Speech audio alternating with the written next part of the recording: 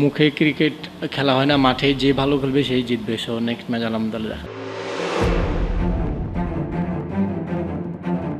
Match শেষে home of ক্রিকেটে দমকা হাওয়া, যে দমকা হাওয়াতে বাংলাদেশ কিউইদের কাছে উড়ে যেতে পারত, কিন্তু সেই দমকা হাওয়াটাকেই উড়িয়ে দিয়েছে নাহিদ রানার গতির ঝড়। বাংলাদেশ 87 বল আর 6 উইকেট হাতে রেখেই জিতে গেছে, সিরিজে সমতা এনেছে।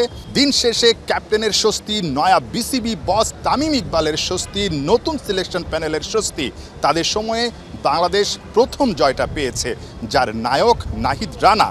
নিউজিল্যান্ড দল এই ম্যাচটাতে হারলেও তারা কিন্তু হুঙ্কার ছেড়ে গেছে, ঠিকই বাংলাদেশকে তারা নাকি চট্টগ্রামে হারাবে এবং সিরিজটা জিতে নিবে।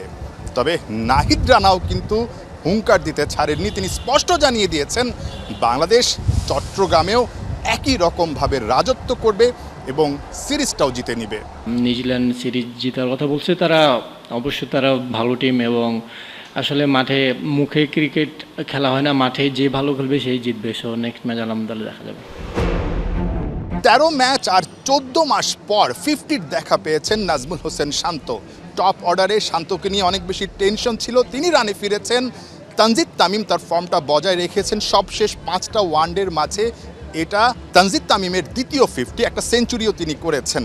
বাংলাদেশের ব্যাটিং ডিপার্টমেন্ট নিঃসন্দেহে ভালো করার কারণেই বাংলাদেশ এই ম্যাচটা জিততে পেরেছে। তবে সব কিছু ছাপিয়ে আলোটা কিন্তু কেড়েছেন নাহিদ রানা। নিঃসন্দেহে নাহিদ রানা এক্স ফ্যাক্টর এবং সামনে বিশ্বকাপ আছে, অনেক বড় বড় আসর আছে দেশে দেশের বাইরে। নাহিদ রানাকে নিয়ে অবশ্যই বাংলাদেশের টিম ম্যানেজমেন্ট অনেক স্বস্তিতে থাকতে পারে, তবে একটা অস্বস্তির জায়গায় আছে, আর সেটা হচ্ছে তার ইনজুরি। কোনো কারণে যদি ইনজুরিতে পড়ে যান তাহলে বাংলাদেশ হয়তোবা একটা বড় রত্নকে হারাবে।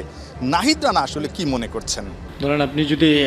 আপনি যদি যুদ্ধে নামেন তো কখনো গুলি খেলার ভয় করবো না, সেরকম আপনি যদি ক্রিকেট খেলেন তো ইনজুরি আসবে, ইনজুরি পড়বেন, এটা স্বাভাবিক। আর হচ্ছে যেটা বললেন মেনটেনের বিষয়, এই জিনিসটা অবশ্যই ফিজিও আছে বিসিবিতে, যারা ওয়ার্কলোড ম্যানেজমেন্ট আছে, ফিজিও বলেন, ট্রেনার বলেন, তারা অবশ্যই দেখে এবং কোন ম্যাচটা কোন সিরিজে কয়টা ম্যাচ খেলবো তারা আগে থেকে ডিসাইড করে রাখে।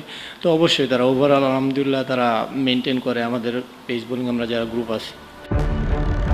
দারুণ একটা জয় নিয়ে বাংলাদেশের টিম বাস টিম হোটেলে ফিরে যাচ্ছে, সেখান থেকে বাংলাদেশের গন্তব্য চট্টগ্রামে, যেখানে বাংলাদেশ সবশেষ 5টা ওডিআইয়ের মাঝে 3টাতেই জিতেছে। পরিসংখ্যানটা বাংলাদেশকে স্বস্তিতে রাখছে নিঃসন্দেহে। পাশাপাশি ঠিক আগের 2টা সিরিজে বাংলাদেশ পাকিস্তান এবং ওয়েস্ট ইন্ডিজকে হারিয়েছে।